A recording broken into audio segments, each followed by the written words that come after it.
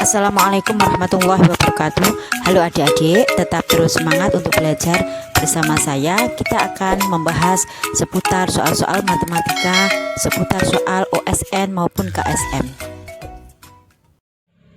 Oke, di sini saya akan membahas tentang soal-soal AKM. Nah, sebelum saya bahas tentang soal-soal AKM, terlebih dahulu karena AKM ini adalah merupakan bentuk asesmen atau penilaian yang baru untuk tahun ini sebagai pengganti ujian nasional, maka di sini akan saya perkenalkan terlebih dahulu apa sih AKM itu.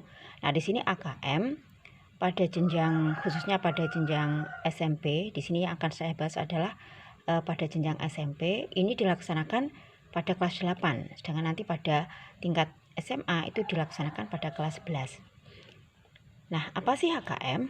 Yaitu asesmen kompetensi minimum, yaitu adalah penilaian kompetensi mendasar yang diperlukan oleh semua murid untuk mampu mengembangkan kapasitas diri dan berpartisipasi positif pada masyarakat.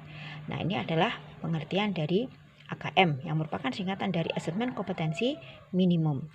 Nah, sedangkan apa sih tujuannya? Tujuan dari AKM itu adalah untuk menghasilkan informasi yang memicu perbaikan kualitas belajar mengajar, yang pada gilirannya dapat meningkatkan hasil belajar murid. Jadi di sini tujuannya untuk mengetahui informasi bagaimana kualitas dari belajar mengajar tersebut, yang nanti pada gilirannya itu dapat dilakukan perbaikan-perbaikan untuk meningkatkan hasil belajar para siswa.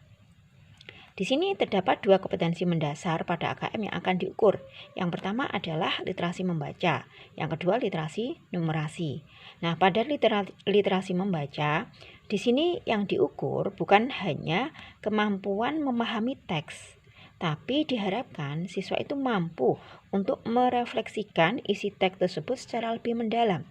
Ini adalah pada literasi membaca. Kemudian pada literasi numerasi, di sini yang diukur bukan cuma kemampuan menggunakan konsep ya, tetapi juga mampu menggunakan alat matematika, yaitu untuk menghitung dalam menyelesaikan suatu masalah. Nah, ini adalah seputar AKM. Nah, sekarang untuk soal-soalnya, di sini yang akan saya bahas ada 3 soal yang berupa AKM untuk literasi numerasi ya. Jadi dari 3 soal nanti yang akan saya bahas adalah pada literasi numerasi. Soal yang pertama seperti ini. Jadi soalnya untuk AKM itu biasanya soalnya sangat panjang sekali ya, karena tuntutannya adalah literasi. Tetapi karena dalam menyelesaikan AKM itu dibutuhkan waktu cepat ya, sehingga kita harus mempunyai trik bagaimana kita bisa menyelesaikan soal AKM yang berupa bacaan yang sangat panjang dan kita mampu untuk menyelesaikan dengan cepat. Nah, di sini triknya kita harus bisa mengambil inti dari soal tersebut. Yang pertama kita menuju ke yang ditanyakan itu apa, baru nanti kita ke bacaannya ya. Maka di sini yang ditanyakan adalah jika jumlah barisan dalam formasi tersebut ada 12, tentukan jumlah burung pada barisan terakhir. Nah, ini yang ditanyakan. Sehingga di sini kita harus menuju ke, nah di sini ada barisan burung. Nah, pada soal migrasi burung merupakan pergerakan populasi burung yang jadi pada waktu tertentu setiap tahun. Nah, artinya di sini adalah migrasi dari burung yang membentuk suatu barisan. Kemudian Anda seorang peneliti migrasi burung mencatat pergerakan burung seperti ini. Nah, di sini ini intinya. Di sini pada barisan pertama, migrasi burung ini pada barisan pertama ini terdiri dari 1 ekor burung. Jadi ini 1. Barisan yang kedua terdiri 3 ekor burung. 1, 2, 3. Yang ketiga di sini ada 5. 1, 2, 3, 4, 5 dan seterusnya. Yang ketujuh adalah 7 barisan, 7 burung. Nah, berikutnya karena di sini yang ditanyakan adalah jumlah burung pada barisan yang terakhir. Nah, di sini tadi dikatakan bahwa formasi pada barisan ini ada 12 barisan, 12 formasi. Nah, sehingga kita lihat di sini pada barisan ini kita harus tahu ini adalah barisan termasuk barisan geometri atau barisan aritmetik. Nah, ini adalah materi pada kelas 8 semester ganjil. Ya. Nah, untuk ciri dari barisan aritmetik itu adalah barisan yang memiliki selisih yang sama atau bedanya sama, sedangkan geometri yang sama adalah rasionya. Berarti pada barisan burung ini kita lihat yang sama ini apanya? Selisihnya atau pada rasionya. Nah, sekarang kalau dilihat tadi ya, bahwa ini adalah barisan pertama ada 1, barisan kedua ada 3, maka di sini selisihnya adalah 2. 3 dikurangi 1. Kemudian pada barisan kedua sama ketiga, yang ketiga 5, yang kedua ada 3, berarti 5 dikurangi 3, 2. Nah, berarti artinya selisihnya sama. Kemudian kita lanjut pada barisan yang keempat, ada 7, pada barisan yang ketiga ada 5, berarti 7 dikurangi 5, berarti selisihnya adalah 2. Sehingga bisa kita ambil kesimpulan bahwa barisan burung ini membentuk barisan aritmetik. Jadi bukan geometri tetapi aritmetik karena dia memiliki selisih yang sama atau bedanya adalah sama. Sehingga adik-adik harus mengingat kembali apa itu barisan aritmetik. Rumus yang digunakan pada barisan aritmetik. Pada barisan aritmetik ada yang namanya suku ke N. Barisan yang pertama ini namanya U1. Barisan yang kedua namanya U2, ini yang ketiga U3 dan seterusnya. Karena tadi ada di sini adalah barisan formasinya ada 12, maka nanti adalah yang ke-12 namanya adalah U12. Terus yang ditanyakan adalah jumlah burung pada barisan terakhir. Artinya yang ditanyakan adalah U12. Nah, coba diingat lagi, apa itu rumusnya U12 atau UN. UN itu rumusnya adalah pada barisan aritmetik A ditambah N min 1 dikali B. Karena yang ditanyakan adalah pada barisan yang terakhir, maka U12. Nah, A-nya berapa? A-nya itu adalah barisan burung pada barisan yang pertama, yaitu 1. Berarti A-nya di sini 1. Kemudian kita tambahkan N-nya tadi adalah 12. Berarti 12 dikurangi 1. Kemudian dikalikan bedanya tadi berapa selisihnya? Selisihnya adalah 2. Sehingga di sini kita hitung 1 ditambah 12 dikurangi 1, yaitu 11 dikali 2. Kita tambahkan 1 ditambah, ini kita kali, 11 kali 2, yaitu 22. Sehingga hasilnya adalah 23. Ini adalah U12. Nah, berikutnya yang ditanyakan yang B, jumlah semua burung yang ada dalam kelompok tersebut. Jumlah semuanya berarti namanya SN. Ya, SN atau S12. SN rumusnya pada barisan aritmetik adalah SN itu artinya jumlah N suku pertama, ya, karena di sini adalah SN itu artinya gini. Berarti U1 ditambah U2 ditambah U3 ditambah U4 sampai di sini ada U12, ya. Berarti U1 ditambah U2 tambah U3 tambah U4 tambah U5 sampai U12. Nah, di sini kita bisa menggunakan rumus SN itu adalah N dibagi 2, kemudian kita kalikan dengan A ditambah UN. Nah, karena tadi jumlahnya barisan formasinya ada 12, berarti N-nya 12. S12 12 kita bagi 2, kemudian A-nya tadi adalah 1, kemudian ditambah UN, U12, tadi ketemu 23. Maka di sini kita bagi 12 bagi 2, 6, kita kalikan 1 ditambah 23 adalah 24.